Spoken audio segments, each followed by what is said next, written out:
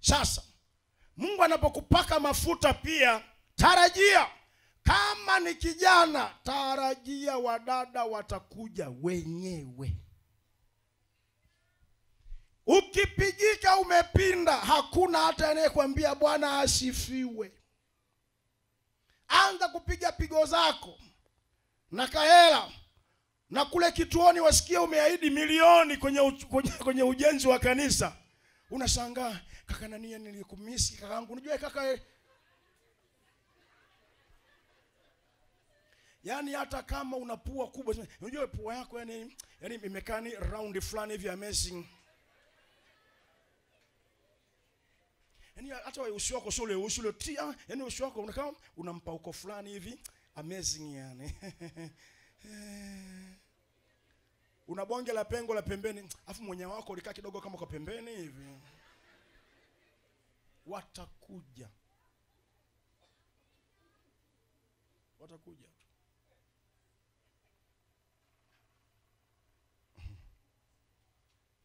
Umejiandaaje kama kijana? Sasa ukiwa mjinga ndipo utafikiri wewe unavutia, na kumbe shetani anataka mafanikio aliyokupa Mungu uyatumie kujimaliza wewe mwenyewe. Na utaisha tu.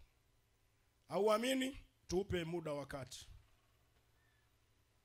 Nina experience ya miaka 20 ya utumishi. Nafahamu watu wanarudi wanalia kilio, wamekunjua midomo juu. Hiyo ni moja. Level ambayo Mungu anakuinua na mafuta aliyokupaka na milango anayoifungua ikuambie kuna adui anakuja mlangoni. Tuko pamoja? Tuko pamoja? 2, vita inayoinuka hata kabla hujafanikiwa inakuambia kiwango cha mafuta Mungu anataka kuachilia. 1, kile kiwango Mungu alichokupaka mafuta juu yako, shetani anataka akiharibu kwa ile milango ya mashambulizi atakayoifungua. 2, kule unakoenda kabla hujafika atataka afungue milango ya mashambulizi ikuzuie kwenda kwenye mamlaka Mungu anataka kuachia juu yako. Kwa hiyo majaribu unayoyapata kwa sababu ya milango aliyoifungua Mungu yasikuogopeshe. Lakini pia majaribu unayoyapata unapofukuzia ndoto yako yasikuogopeshe. Yote ya kuambie Mungu ana kitu cha thamani ndani yako. Wangapi wananielewa mahali hapo? Nyimbeni tu hapo, unaka sauti nyororo. Hakuna. Kuna njama nyingine imekaa. Huyu mwanangu lazima niende naye huyo. Limejaa pepo ndani. Atapata namba yako, sasa usidi magawa namba kama karanga. Tukutana WhatsApp huko. Yaani dada huo unanibariki sana unapoimba.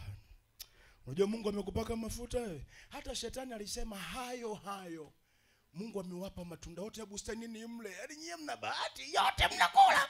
Hamna, kajifanya kanapiga injili, hamna. Yaani yote tunakula kasoro ule mtu wa katikati. Ni hivi, shetani usiweke mjadala naye. Ukiweka mjadala naye umeisha. Usimpe adui nafasi, Biblia inasema. Narudia tena. Biblia ilisema usimpe adui nini? Nafasi. Wazo bovu linapoingia usilipe nafasi ya kukaa. Alisemaje Yakobo? Nini ikichukua mimba uzaa nini, na nini ikichukua mimba uzaa mwenzake, si ndio? Ukiruhusu likakaa wazo litabeba mimba, lazima lizae tendo. Kwa hiyo pale linapoingia shughulika nalo hapo. Huna nafasi, sina muda wa kukujadili hivi.